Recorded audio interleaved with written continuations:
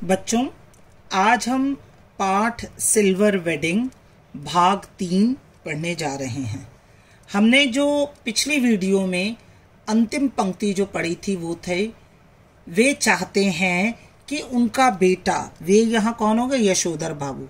यशोधर बाबू चाहते हैं कि उनका बेटा अपना वेतन उनको ला कर दे, किंतु उनकी इन इच्छाओं की ओर किसी का भी ध्यान नहीं है। तो आइए अब हम आगे पहुंचते हैं। घर पहुंचने पर, अब वो मंदिर से रात को आ रहे हैं, बिरला मंदिर वो रोज जाते थे, तो वो जब घर पहुंचे तो क्या हुआ?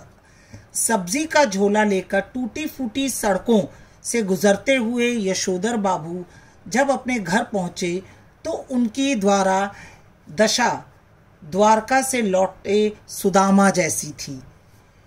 घर के बाहर वाईडी पंत नाम तो उन्हीं का लिखा था, किंतु उनको लगा कि किसी गलत जगह आ गए हैं।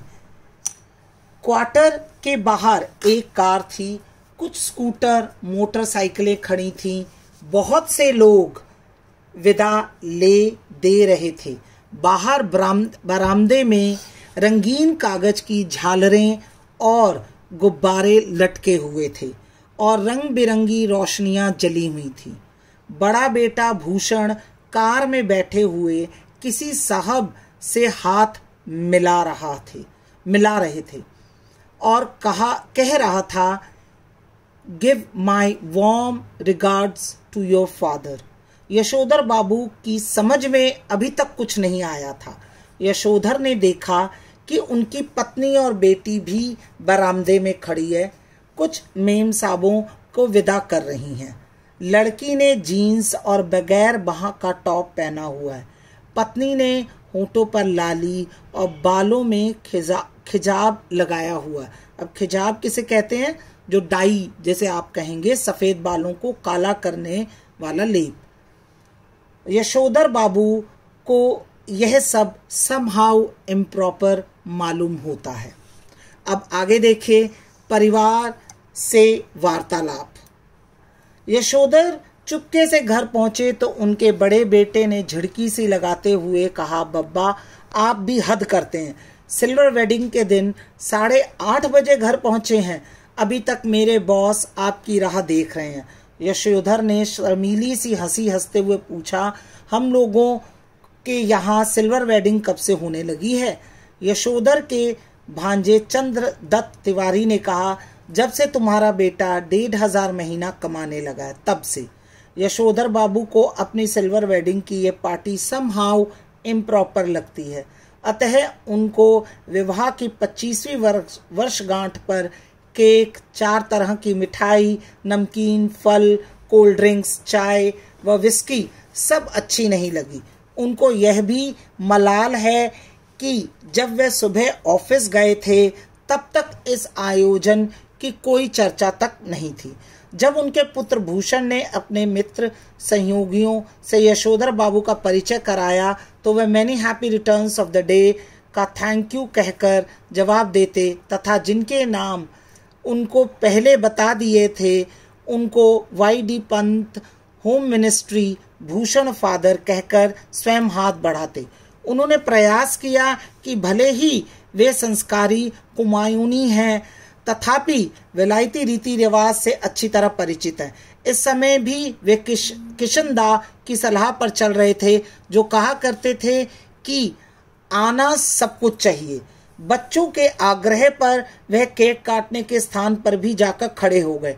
बेटी के आग्रह पर उन्होंने केक भी काटा, जबकि उन्होंने कहा, somehow I don't like all this, किंतु केक खाने को वे तैयार नहीं हुए क्योंकि उसमें अंडा होता है। अधिक आग्रह पर उन्होंने कह दिया, मैंने अभी संध्या नहीं की है। वे अन्य सभी से कहते हैं, आप सब लोग खाइए, please go ahead, no formality. चलिए अब हम आगे करते हैं यशोधर की संध्या। यशोधर बाबू ने आज पूजा में ज्यादा देर लगाई क्योंकि वह चाहते हैं कि ज्यादातर मेहमान उठकर चले जाएं, तभी मैं उठूं। आज पूजा में भी उनको किशनदा दिखाई दिए। यशोधर बाबू पूछते हैं, जो हुआ होगा से आप कैसे मर गए?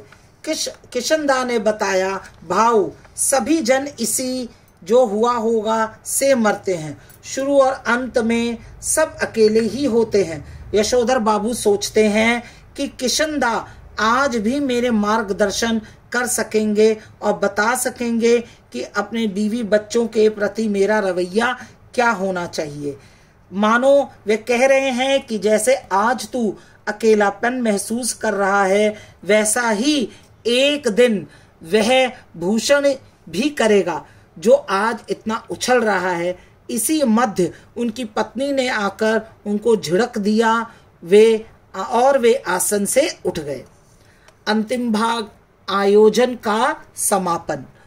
पत्नी के से रिश्तेदारों के चले जाने के बाद मालूम होने पर यशोधर बाबू गमछा पहनकर बैठक में आए, जो उनकी बेटी को अच्छा नहीं लगा। बेटी के आक्रोश को सुनकर यशोधर भी उसकी जीन पर व्यंग कसते हैं। यशोधर से जब उनको मिले प्रेजेंट खोलने के लिए कहा जाता है तो कह देते हैं, तुम खोलो, तुम ही इस्तेमाल करो। भूषण उनको खोल कर कहता है, यह ऊनी ड्रेसिंग गाउन है, यह मैं आपके लिए लाया हूँ। आप सवेरे जब दूध लेने जाते हैं तो फटी पुलोवर पहनकर चले जाते हैं, जो बहुत बुरा लगता है। बेटी उनका कुर्ता पायजामा उठा लाई कि इसे पहनकर गाउन पहने। बच्चों के आग्रह पर वे गाउन पहन लेते हैं। यह कहना कठिन है कि उनको भूषण की यह बात चुभ गई कि इसे पहनकर दूध लेने जाया करें, जबकि कहना चाहिए था कि दूध मैं ला दिया करूंगा, अथवा गाउन पहनकर वे भी किशनदा बन गए हैं। किंतु उनकी आंखें इस समय नम हो गई। तो हम ये पाते हैं कि इस पाठ में मुख्य रूप से जो मुख्य पात्र हैं, यशोधर बाबू, किशनदा और यशोधर बाबू की पत्नी, उनके बारे में विस्तृत विवेचन यहाँ किया गया है, बताया गया है।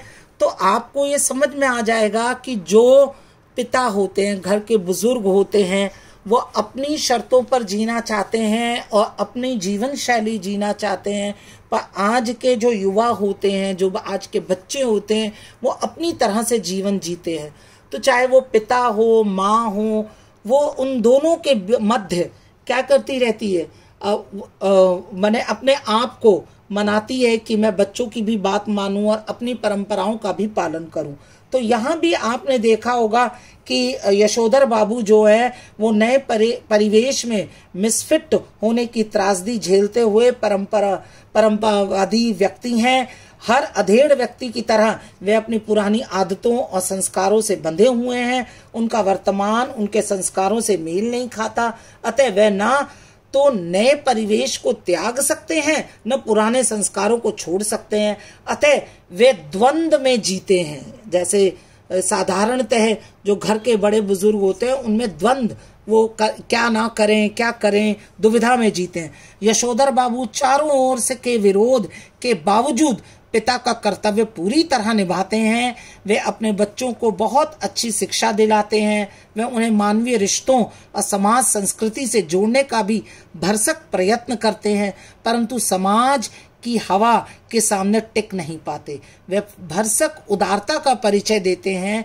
वे बच्चों की इच्छा के अनुसार ढलते चले जाते हैं। धीरे धीरे उन्हें भय लगता है कि उनके बच्चे उन्हें बिल्कुल नकार देंगे।